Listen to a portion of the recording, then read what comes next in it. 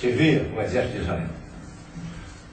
O mais novo, 17, 18 anos talvez, foi pastorear as ovelhas do pai dele, da família. Jesus ainda não tinha vindo, mas era uma promessa. Profeticamente ele já, o povo de Deus já sabia que ele viria. Moisés disse: o Senhor ressuscitará, o reivindicará, ou trará um sumo sacerdote maior do que eu. Ele estava falando de Jesus Cristo. Então, o povo já conhecia e tinha essa certeza. Mas esse jovem, filho de uma família de 7 irmãos, estava lá pastoreando as ovelhas. O rei Saul, que estava no trono, prevaricou, perdeu o rumo. E Deus mandou que Samuel fosse à casa de Jessé para ungir lá um dos filhos dele. Samuel chegou, olhou os 6 rapazes estavam em casa, ele viu cada um mais forte. Falou: esse. Deus falou para ele: não, nenhum desses aí. Jessé tem mais algum filho? Tem um que está lá no colhendo, cuidando das ovelhas lá. Manda chamar ele. Chamou esse jovem e ungiu ele. Mas ele não podia tomar posse porque o rei Saul ainda estava no trono, não queria sair.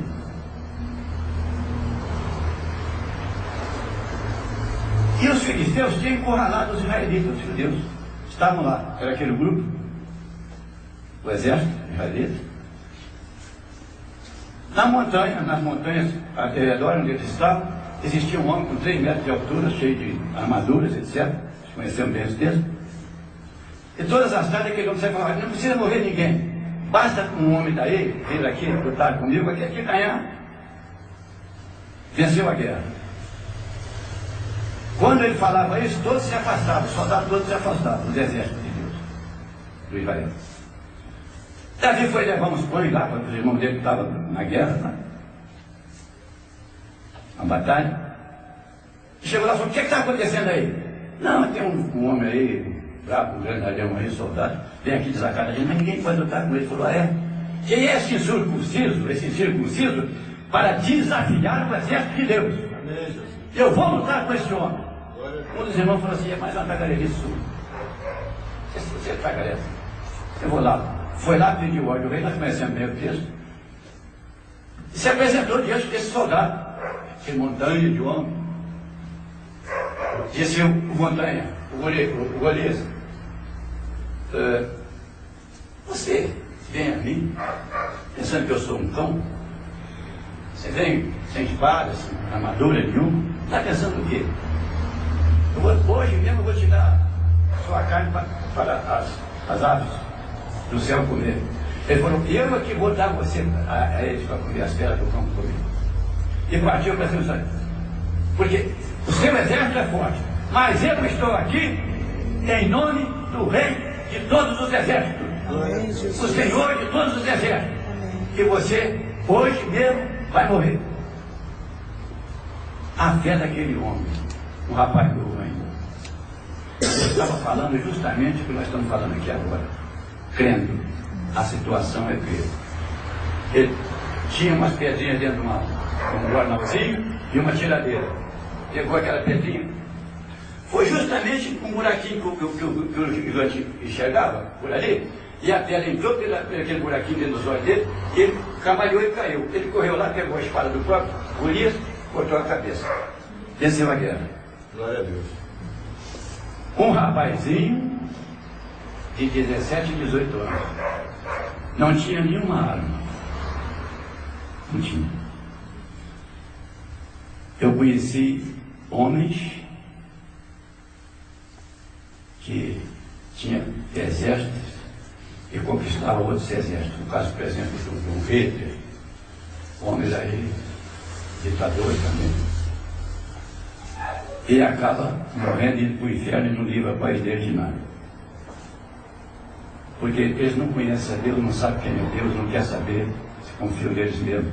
Uns confiam no dinheiro, outros confiam nisso e naquilo. Mas este jovem Davi, ele conhecia e cria é em quem sabe, é em quem pode, é em quem tem a verdade, é em quem tem a vida. Jesus disse: não temas quem possa vos matar, tema sim aquele que vos mate e leva para o inferno. Meus irmãos, não é um mês, um ano, 100 anos, 200 anos, 300 anos, 1 milhão de anos, é eternamente queimando no lago de fogo. Esse lago de fogo, Jesus falou,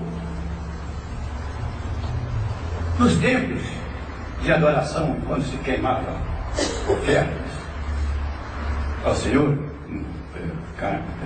carne de carneiro, de pombinha, etc., ali em Jerusalém, antes de Jesus, tinha fora do arraial, além dos muros, uma fogueira que ficava noite e dia. Todos que vinham ali, traziam as ofertas, tiravam as gorduras, queimavam em oferta ao Senhor, e os restos daqueles animais eram queimados lá, fora do arraial, para que não acontecesse ficar ali com mau cheiro. Então aqui ficava aceso noite e dia.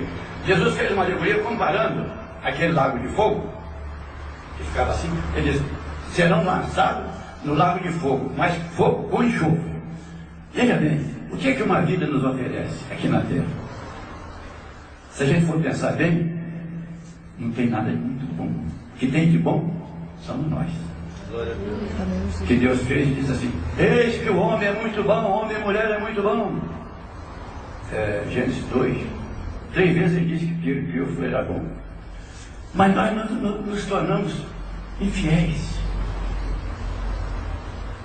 corruptos, porque deixamos no nosso pai Adão o ensino de Deus, a palavra de Deus, a verdade de Deus, para acreditar numa maldita mentira do Satanás. O que é que aconteceu? Deus tentou várias vezes nos resgatar, não teve jeito. Ele disse: meu filho, desce lá. Ele veio em forma de homem, esteve neste mundo, 100% Deus, 100% homem, e disse: o bom pastor dá a vida pelas ovelhas. Eu sou o bom pastor. É muita injustiça da nossa parte estar aqui na terra carregando nas costas um monte de pecado, de engano, de mentira, de usura, querendo desmentir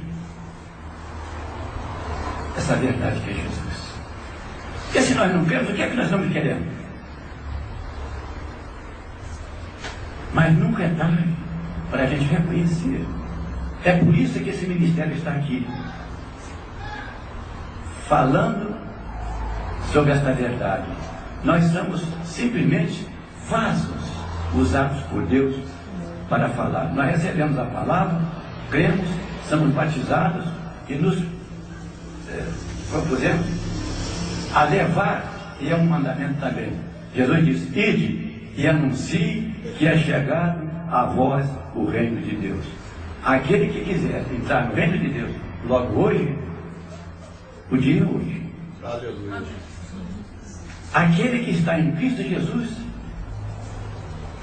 eu não quero dizer que eu seja santo, eu tenho 80 anos, mas deito e duro. A minha pressão é 12 por 8. Graças a Deus. Eu como o que eu quero comer, não abuso, porque naturalmente, mas não me faz mal, graças a Deus. A minha família está organizada.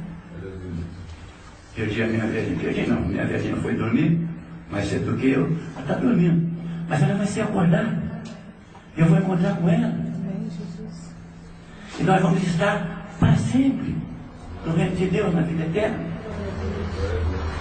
Se nós não temos pena de nós, vamos ver se tem alguém na nossa família que quer aceitar esse reino, se nós ouvimos a palavra. Agora vamos procurar, antes de tudo, falar a verdade.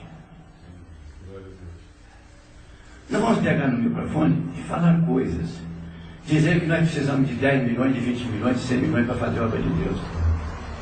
Bom, Jesus já fez a obra.